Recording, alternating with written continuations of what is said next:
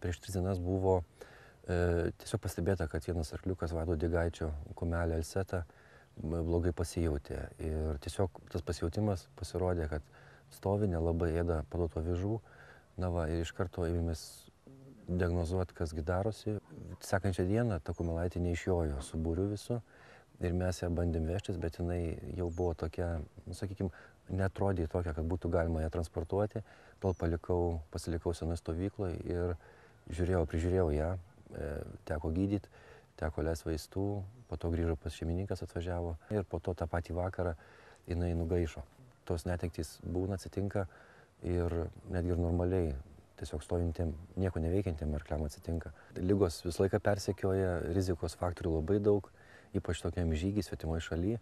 Nežinom mes nei kokios žolės, nei kokie augmenija čia auga, nežinom, kas vandens telkiniuose randasi, gal kokių tai yra, kai mes žinom, kokie tai moliuskai, kurie kažkokios tai gal parazitinės ligas platina. Nu, be abejo, taip per trumpą laiką gal negali įsivystyti ten parazitinės kilmės kažkokie sutrikimai, bet intoksikacijų galima, aišku, gyvačių bijojomis, bet dabar jau vietiniai sako, kad lygtai gyvatės miega. Teko vakar kaip tik visą dieną praleisti su vietinio miesto, Balto miesto veterinarijos tarnyba. Ir vakar mes visą dieną praleidom kaip tik tvarkant visus dokumentus, formalumus.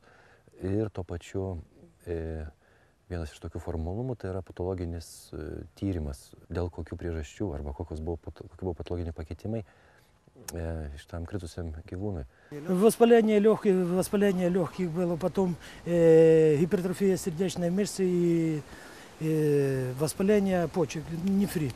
Вот это при подконвертине я увидел. Ну, предварительно провели исследования на сибирскую язву. Там лаборатория занималась, мазочек, отпечаточек сделали, все отрицательно. Лаборатория дала заключение отрицательно. После того мы начали вскрывать. И вот все, что я сказал, все вы видели. Мой коллега, он тоже это видел.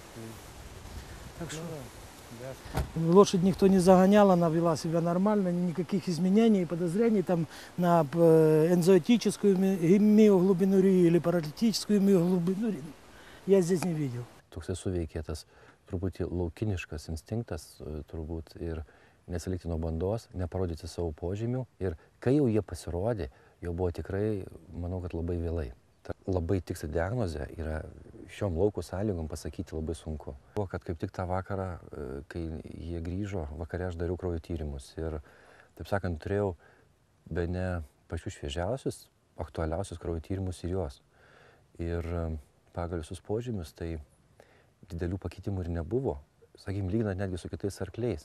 Tai reiškia, kad tikrai ta liga, jinai gal net ir tą naktį labai paūmėjo, labai stipriai, būtent tai buvo lemiama naktis, ar tiesiog kažkokia tai žaibiška forma ir nuėjo. Bet vis tiek reiktų turbūt suvesti į tai, kad